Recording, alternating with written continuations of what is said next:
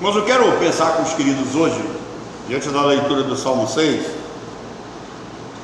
um tema que já foi iniciado aqui, eu vou concluir ele hoje, tá? De que as nossas fraquezas e as nossas dores, assim como as nossas enfermidades, eles têm prazo de validade.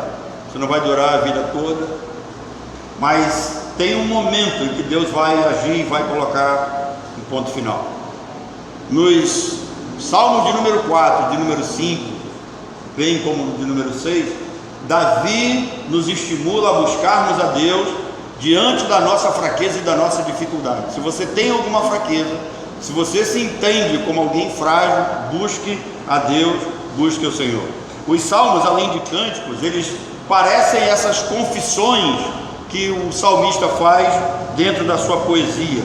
É como se Davi estivesse escrevendo um diário, e nós temos assim essa habilidade para poder retirar desses textos essas lições.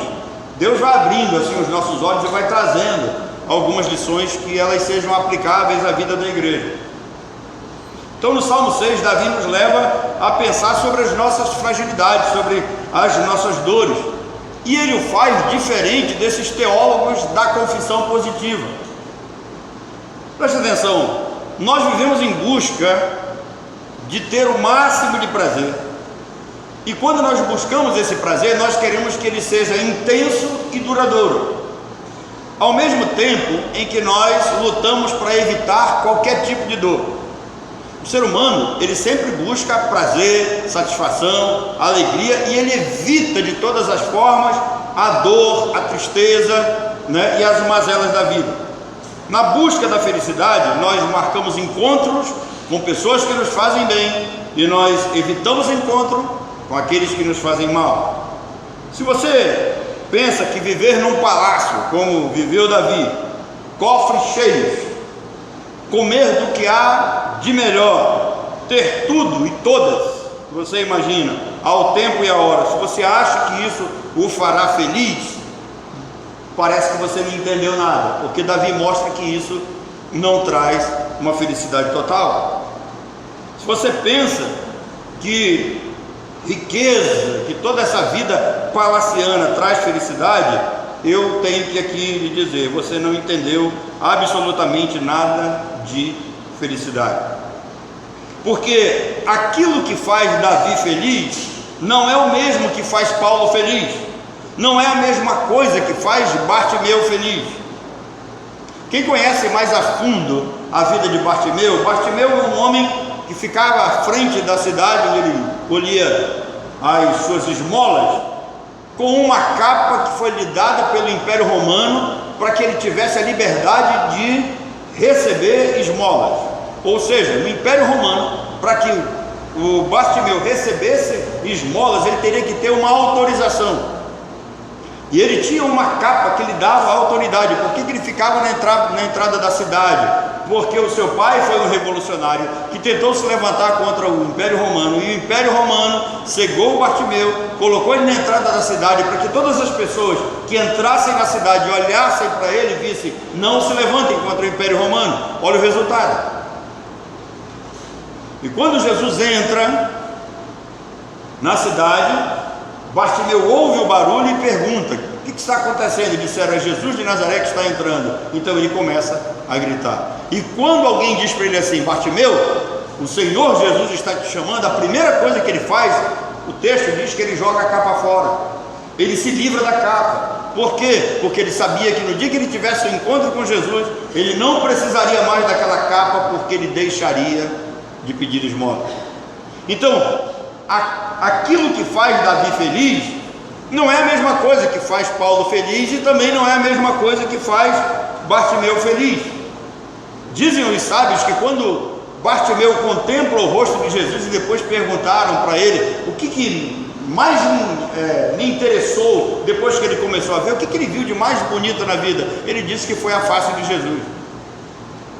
Agora, claro que Bartimeu está extremamente impressionado e agraciado, porque a música que o coral vai cantar no próximo domingo diz que Jesus não tinha formosura nenhuma, porque é baseado no texto de Isaías.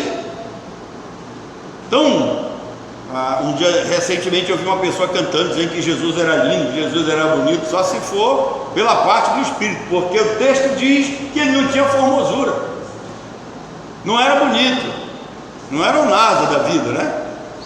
Então, aquilo que faz você feliz não é a mesma coisa que me faz feliz. Davi possui um corpo, Paulo possui um outro corpo, nós possuímos um outro corpo, outras células, outros neurônios, outras emoções, outros projetos, outros sonhos. Isso significa que aquilo que me alegra, aquilo que me faz feliz, não é o mesmo que te alegra e que te faz feliz. Isso significa que não há uma receita, que não há dicas bíblicas para fazer uma pessoa feliz. Eu tenho que dizer isso para você, porque nós estamos vivendo dias de ilusão. Então isso significa que não tem como eu dizer para você, colocar aqui, eu vou colocar aquilo, né, no PowerPoint, 10 dicas para você ser feliz, vou colocar aqui 10 lições para você seguir, para você ser bem sucedido no seu trabalho, na sua família, porque não há, na Bíblia não há, porque todos esses homens viveram momentos, e nós temos momentos de fragilidade, temos momentos de queda, temos momentos de vitória e momentos de sucesso também. Agora, diante de tal afirmação, você pode pensar, mas os pregadores da prosperidade, da confissão positiva e os profetas da autoajuda, eles dizem que tem. Claro, eles são falsos profetas, eles são falsos mestres. E uma coisa que a linguagem atual me autoriza a dizer, eles são charlatões, estão aí para enganar pessoas, são vendedores de ilusões. Você entra nas livrarias evangélicas hoje, o que você encontra para ler?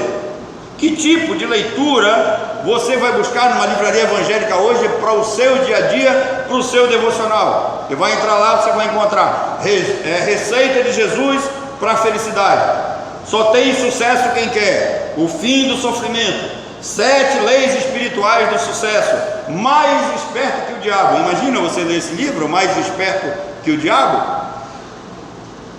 Irmãos, todos esses livros, eles têm a mesma lógica, eles seguem a mesma receita, e diz que vai fazer você feliz e viver em felicidade, e você vai viver alegre e feliz para o resto da vida. E eu pergunto, você realmente acredita nisso? Esses livros parecem receita para bolo. Esses livros parecem receita para bolo. Faça isso, mexa aqui, coloque ali, bata dessa forma que vai dar certo. Até quando o nosso povo vai se deixar enganar por toda essa baboseira sem sentido? Todos esses pregadores coach, né? Eles agridem a nossa inteligência. Todos esses caras aí que são chamados youtubers, né? Eles agridem a nossa inteligência, eles brincam com a mente do povo, brincam com o povo e brincam com as escrituras. Se caísse fogo do céu e consumisse todos esses livros nessas livrarias, nós teríamos um ganho teológico, doutrinário, astronômico. O povo deixaria de ser enganado. Observe que esses caras têm centenas e até milhões de seguidores. Isso significa que existem milhões de pessoas que acreditam neles, que seguem eles, que buscam os seus ensinamentos. Agora, acreditar que umas dicas de felicidade vai resolver os problemas da humanidade, isso aí é viver num mundo de ilusão. E se vocês acham que pelas dicas desses caras vai acabar o estresse e as humilhações da sociedade, o seu trabalho vai ser uma maravilha, seu casamento vai ser só prazer, seus filhos serão somente bênção, não haverá mais doenças, ninguém mais vai receber qualquer tipo de humilhação, praga nenhuma vai chegar na sua casa, irmãos, isso é realmente um atentado à nossa inteligência. Não dá para acreditar nisso. Isso não cabe na cabeça de um teólogo normal. Imagine se a felicidade e o bem-estar da humanidade dependesse das lições que esses falsos mestres têm. E você acredita nesses caras? Ora, como você acredita que esses pregadores de palco sabem como fazer você feliz, e você que convive com você há anos não sabe aquilo que vai fazer você feliz? Então é uma agressão à nossa inteligência. Não existem dicas nem receitas para a felicidade num mundo que jaz no maligno. Não há regras para nos manter felizes e alegres todos os dias e o dia todo, não tem como. Irmãos, até para dar um buquê de flores para sua namorada e para sua esposa tem um momento correto. Eu ouvi de um pregador do Seminário Palavra da Vida, esse homem já faleceu, ele está no céu, mas eu ouvi a seguinte história dele. Ele disse que um dia o homem chega em casa e ele sai do trabalho, passa na floricultura e traz um buquê de flores para entregar para sua esposa. E ele vem todo alegre e feliz da vida, achando que ia fazer o coração dela alegre. E ela está aqui, cheia de afazeres, na cozinha, arrumando a casa, limpando, e o menino está chamando ela lá do banheiro: mãe, mãe, e ela não vai, né? E aí ele diz que quando Maomé não vai à montanha, a montanha vai a Maomé. E o menino sai do banheiro, e quando ele sai do banheiro, ele vai sujando a casa toda. E quando ele chega diante da mãe, que a mãe olha para aquele problema todo, nessa hora o marido abre a porta, entra e entrega um buquê de flores para ela, mas ela enfiou a flor na cara dele. Então não existe receita para a gente viver feliz todos os dias e o dia todo, não tem como.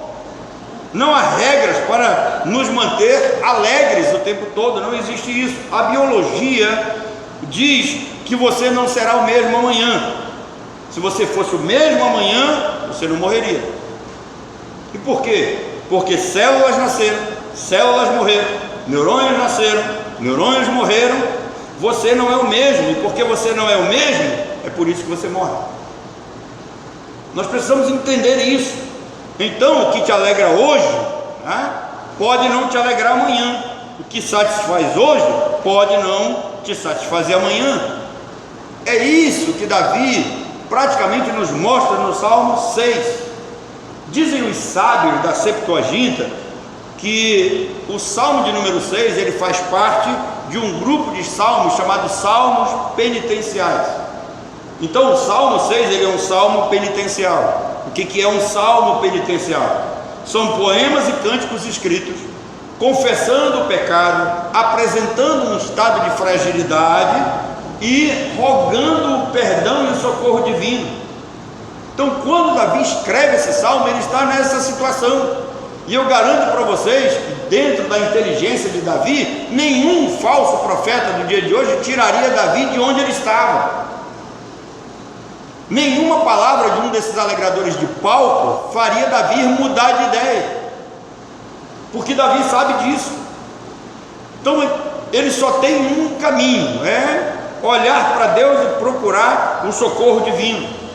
Então o Salmo 6 mostra esse grande homem de Deus expondo toda a sua fragilidade, expondo toda a sua fraqueza como ser humano, um pecador que sente o peso do pecado e busca intensamente o perdão de Deus. É isso que Davi nos faz entender aqui nesse salmo. Nós temos a certeza que esse homem estava assim tão angustiado, mas tão angustiado, que os seus ossos estavam envelhecendo, a sua alma estava realmente sentindo.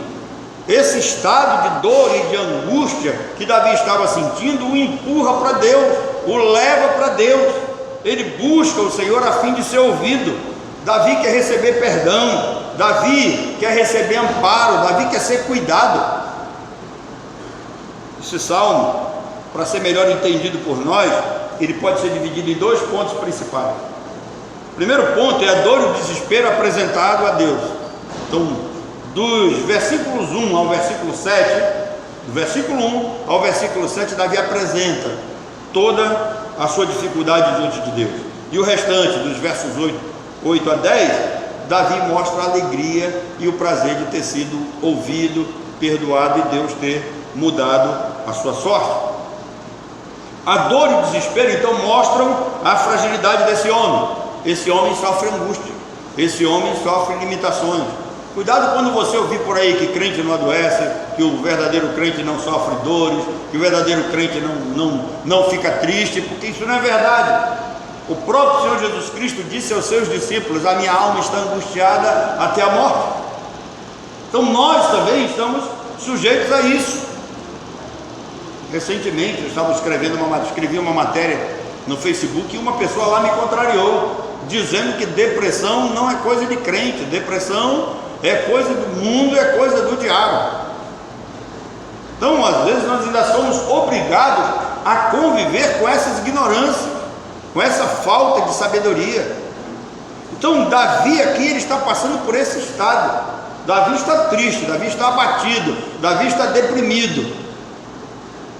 E ele só tem um caminho, porque ele está mostrando que ele é carne, que ele é um ser frágil, um homem sujeito à dor e o desespero pela falta de esperança. Ele só tem um caminho, é ir a Deus. Davi mostra toda a incapacidade humana de resolver aquilo que lhe aflige. Muitas coisas que nos afligem nós não temos como resolver, fogem às nossas forças, é extra a nossa capacidade de resolução, não temos como resolver, e aí nós temos que ir até Deus. Então Davi se derrete diante de Deus, ele admite ser merecedor do castigo divino, sabe disso. Se você um dia quiser entender por que Davi, ele é visto como um homem segundo o coração de Deus, porque Davi tem essa capacidade de reconhecer que estava errado, se humilhar diante de Deus, se derreter diante de Deus, de pedir perdão, de confessar o seu pecado. Esse é Davi. Ele não é o sujeito orgulhoso que fica tentando se justificar ou que fica tentando fugir das suas responsabilidades. Essa declaração faz com que certos comentaristas e teólogos, nos leve a entender que nós, seres humanos, estamos sujeitos a isso. A qualquer momento nós podemos cair num estado de tristeza, podemos ser abatidos por algum problema na vida. Então Davi estava debilitado, enfermo, até os seus ossos estavam doloridos. E aí quando ele faz uma declaração muito interessante, quando ele diz que aqueles que estão na morte, eles não podem cultuar a Deus. Irmãos, essa declaração faz algumas pessoas pensar que Davi está falando do sono da alma, e na realidade não era. Davi estava sentindo uma dor tão forte, e o que ele estava dizendo? Ele estava dizendo que ele queria continuar vivo, porque enquanto estivesse vivo, ele tinha a capacidade do culto, ele tinha a capacidade da reunião, ele tinha a capacidade de ir até Deus, ele tinha a capacidade de entrar no templo, de chegar no altar, de estar na presença de Deus. Ele diz que os mortos não fazem isso. Então notem a dor intensa desse homem. E quando nós olhamos os relatos bíblicos, não é só Davi que passa por essa experiência. Nós vemos que Moisés pediu para morrer, Elias disse que não estava valendo a pena viver, ele também queria morrer. Paulo se desesperou da própria vida, desejou morrer. E aí vem o verso 5, que diz que aqueles que estão na morte não conseguem cultuar a Deus. Existe uma seita que acredita numa ideia chamada psicopaniquia. Esse nome parece um palavrão, mas ele não é um palavrão. Psicopaniquia é uma teoria usada como doutrina que ensina que a alma dorme depois da morte. Essa doutrina é também conhecida como sono da alma. E a psicopaniquia ela surgiu entre os anabatistas, uma ramificação dos anabatistas após a Idade Média. E ela foi arduamente defendida por um teólogo escocês chamado Edward Irving. A Ellen White, ela pegou essa ideia e ela incorporou nas doutrinas adventistas. E são os adventistas que ensinam que depois da morte a alma entra em estado de sono. Então, quando Davi diz aqui que os mortos não cultuam a Deus, ele não está falando de que a alma entra num estado de sono. Filosoficamente, a psicopaniquia se fundamenta em dois princípios antropofísicos para os adventistas. Primeiro, eles dizem que a alma é apenas uma mera respiração vital do corpo, não podendo existir fora dele. Então presta atenção, Os adventistas acreditam que a alma é só esse ato de respirar, expirar e respirar, mais nada. Ou seja, para os adventistas, a alma não vive fora do corpo. Isso não é verdade. Segundo ponto, os adventistas afirmam que uma vez morto, o homem perde todas as suas funções cerebrais, perde a capacidade de consciência e raciocínio, e ele entra em estado de sono.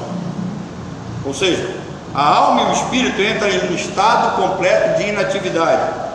Irmãos, os adventistas não entendem que quando a Bíblia diz que o homem que está morto está dormindo, não significa que a alma desse homem está em repouso.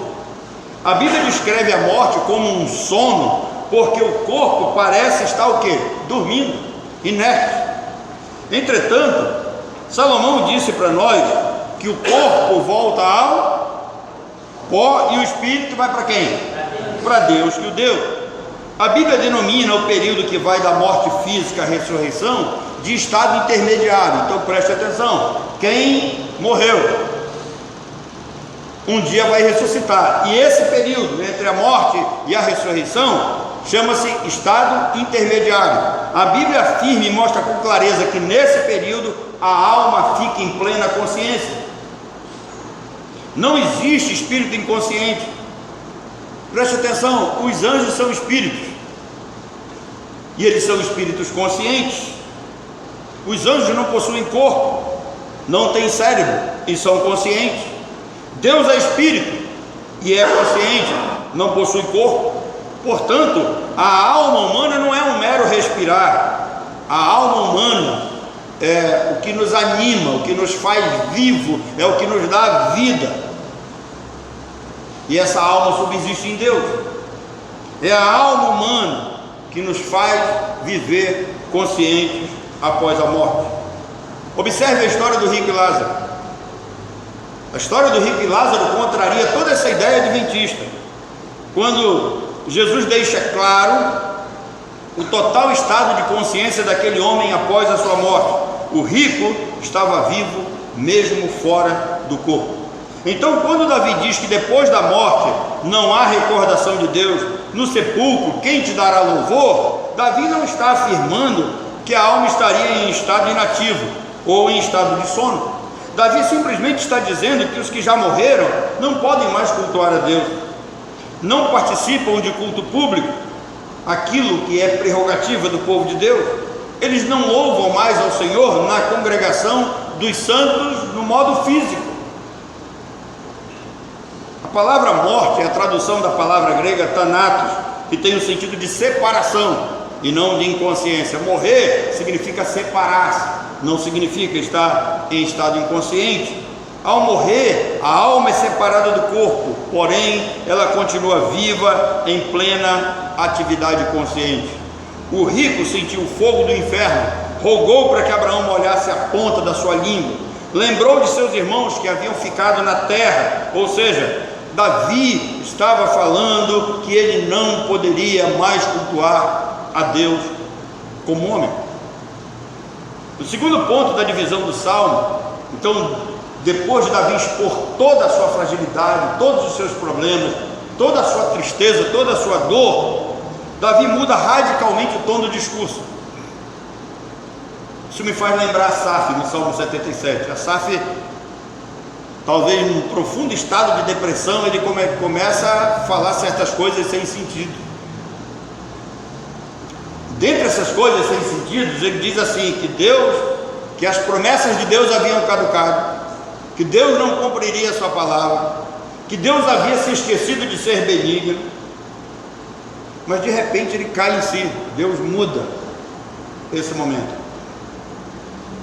E aí Asaf diz assim: isto é a minha angústia. E aí ele começa a lembrar de como Deus tirou Israel do Egito, como o Senhor os conduziu, como eles atravessaram o Mar Vermelho a pés secos. Então ele começa a glorificar o Senhor. Da mesma forma, Davi então muda o seu discurso.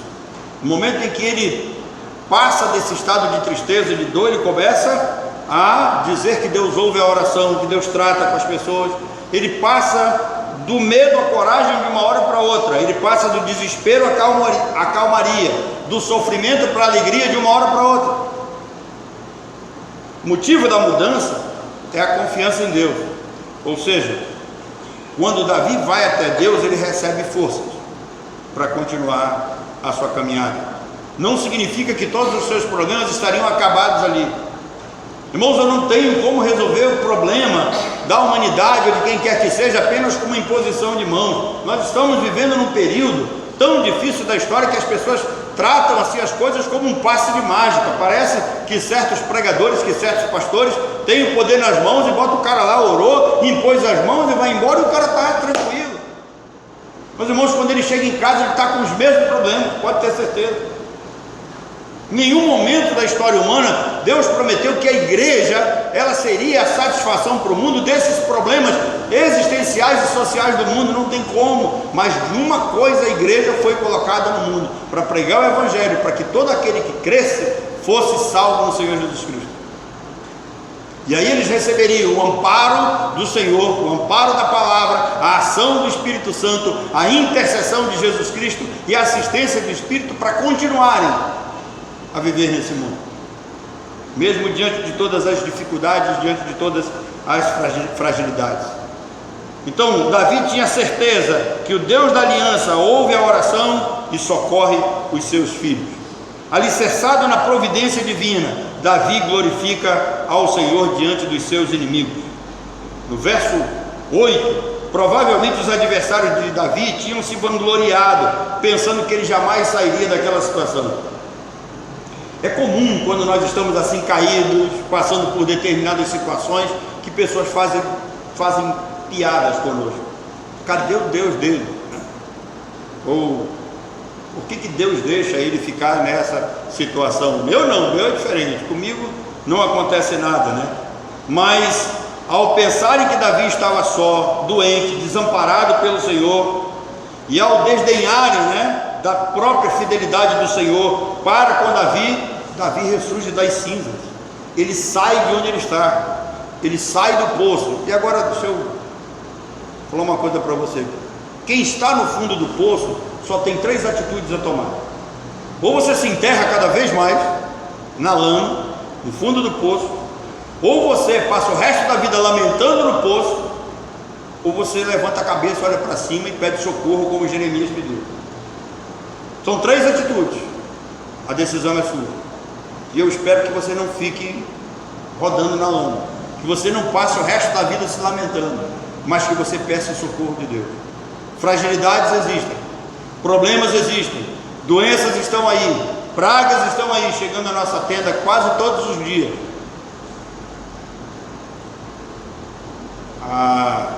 Tem uma amiga minha que é esposa de um pastor, que ela é enfermeira, e eu não sei se ela fez isso por preocupação ou se ela fez fazendo piada comigo. Ela me ligou e disse assim: agora que você já completou 60 anos, não esqueça das suas vacinas.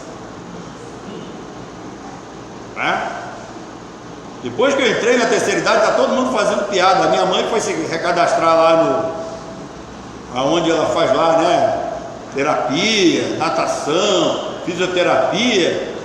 E aí a moça lá perguntou dela: a senhora tem que ter um responsável pela senhora? E a minha mãe deu o meu nome. Quando a mulher viu a idade, disse assim: não tem um mais novo não?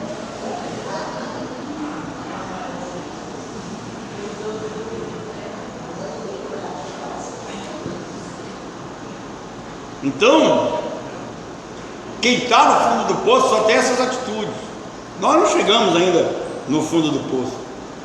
Afinal, Davi, que escreve esse salmo, ele é o grande homem, grande rei, ungido pelo Senhor para reinar sobre Israel. Ele era um homem segundo o coração de Deus e não poderia continuar em suas lamentações. Davi não poderia deixar que seus inimigos zombassem dele e principalmente zombassem de Deus. Então ele tem essa atitude. E aí no verso 8 ele diz assim: apartai-vos de mim todos que praticam a iniquidade. Mais tarde essas palavras serão repetidas por Jesus lá em Mateus no capítulo 7. Para quem deseja viver para Deus e louvar ao Senhor, deve, em primeiro lugar, apartar-se de quem o critica, apartar dessa galera que blasfema, desse povo que só sabe, né, pensar negativamente. Irmãos, é triste quando nós vivemos cercados de pessoas, sabe, amargas, pessoas azedas, pessoas que só pensam negativamente, que não conseguem ver o lado positivo das coisas. E Davi nos ensina isso. Não dá para vivermos a vida toda olhando a vida de forma negativa. Então Davi termina o Salmo 6 feliz pelo cuidado do Senhor. Ele é alguém que busca cuidado, e ele é cuidado. E aí agora eu quero lembrar a vocês uma palavrinha que nós usamos muito na nossa vida, nós que conhecemos a sã doutrina. A salvação em a nossa vida é pela graça. E vocês sabem o que significa graça? Se fosse só isso. Esse é o comum, realmente, é um favor imerecido. Mas a palavra graça, ela tem o sentido de uma propensão bondosa de Deus em direção ao pecador. Antes de ele favorecer com esse favor divino, ele se volta para você. E é isso que Davi nos mostra nesse salmo. De fato, a graça é algo que ninguém merece. Não há méritos humanos na salvação. Mas antes de Deus dispensar a sua graça, ele olha em direção a esse homem que está num tremedal de lama, que está escravizado pelo inimigo, pela sua carne. Então Deus olha para ele, o liberta de lá, e Deus o salva por graça. Porque graça é essa propensão bondosa, é esse favor divino em direção a quem não merece. Agora, quando nós olhamos mais profundamente para a palavra graça, o crente, ele é alguém engraçado, não no sentido de viver alegre, não no sentido de fazer piada, mas no sentido de ser alguém cuidado, alguém amado. O engraçado, que é alvo da graça de Deus, ele foi escolhido antes da fundação do mundo, ele foi cuidado, ele é preservado, ele está nas mãos do Senhor. Então o engraçado recebe tudo isso das mãos de Deus. Ele é diferente de qualquer pessoa, é diferente do desgraçado. Cuidado quando você usar essa palavra desgraçado, porque na língua portuguesa o desgraçado é alguém sem graça. Assim como na língua portuguesa o engraçado é alguém que faz graça, mas no original grego o desgraçado é alguém desprovido da graça de Deus, é um condenado ao inferno, é alguém que está fora da graça, do perdão, que está fora do cuidado e da proteção divina, é alguém morto em delitos e pecados, é alguém condenado ao inferno. Esse é o desgraçado. Então cuidado quando você usar essa palavra. Então Davi sai desse estado, ele entende quem ele é, e ele sabe que ele é alguém cuidado, ele sabe que é alguém amado, ele sabe que Deus pode tirar o ser humano de qualquer situação, desde que o soberano creia. Então Davi termina o Salmo 6 feliz pelo cuidado do Senhor. Davi louvou ao Senhor dizendo: o Senhor ouviu o meu lamento. Então, crente pode ser triste, crente pode passar por dificuldade, crente também sofre de doença, mas o crente tem como ir a Deus, e Deus ouve o nosso lamento. E Davi disse: Deus ouviu a minha oração, ouviu a minha súplica, o Senhor acolheu as minhas palavras. E é assim que ele termina os versos 8 e 9. Irmãos, que Deus nos abençoe, que Ele nos faça entender essas coisas. Nem tudo na vida vai nos alegrar. Aquilo que lhe alegra pode não ser aquilo que me alegra. Aquilo que você gosta pode não ser aquilo que eu gosto. Não existe nenhuma receita, né, como se fosse receita para bolo. Não existe nenhum livro de 10 dicas ou de 10 passos para você seguir, para você ser feliz. A felicidade, ela é um momento, ela é resultado de algumas situações. Eu estava ouvindo um filósofo, eu olhei para o pastor Heraldo agora, e o pastor Heraldo estava falando do futebol. Eu lembrei de uma coisa interessante. O Brasil, na Copa das Confederações, meteu 3-1 na Espanha, lembra? E quando você mete 3-1 no campeão do mundo, o que você pensa? Que vem os outros, né? E aí Luiz Felipe Scolari, o que ele fez? Ele repetiu a mesma comissão técnica, ele repetiu os mesmos jogadores, ele repetiu a mesma preparação, e nós pegamos de 7-1 da Alemanha. Irmão, se juntar os dois times de velho que a gente joga hoje, nós dois, eu e o pastor Heraldo, acho que eu parou, né? Não pega de 7-1 da Alemanha. Porque vai chegar uma hora que a gente vai olhar um para o outro assim, não, aqui não passa mais, passa a bola, né? Mas o cara vai ficar no chão. 7-1 é demais, é humilhação demais, e nós fomos humilhados. Por quê? Por causa daquele orgulho. O sujeito bate no peito e diz, não, o Júlio César é o meu goleiro. Onde estava jogando o Júlio César? No Canadá. Né? E assim foi. Pode vir alguma coisa boa do Canadá. E assim foi. Então, queridos, nós precisamos entender que a alegria e a felicidade, ela depende de uma série de fatores. Não adianta você pegar uma receita para bolo e dizer, faça isso, que isso vai ser sucesso, vai trazer felicidade para toda e qualquer pessoa, que isso não vai acontecer. Então Davi nos ensina isso. Tem momentos que a sua vida vai ser extremamente abençoada, que você vai ser feliz, que você vai ser próspero, que você vai viver com alegria, mas também se prepare que vai ter momentos que você vai ter dificuldade na vida, e você tem que aprender a ir a Deus, abrir o seu coração, desembuchar, colocar para fora o que está aqui dentro. E a minha oração é que Deus ouça as suas palavras e Deus responda do céu e dê a você a solução para o seu problema, porque eu, como ser humano, eu não tenho, e a única coisa que eu tenho para lhe dar é essa palavra: busque em primeiro lugar o reino de Deus e a sua justiça, as demais coisas o Senhor vai acrescentar segundo a vontade dele. Que Deus nos abençoe.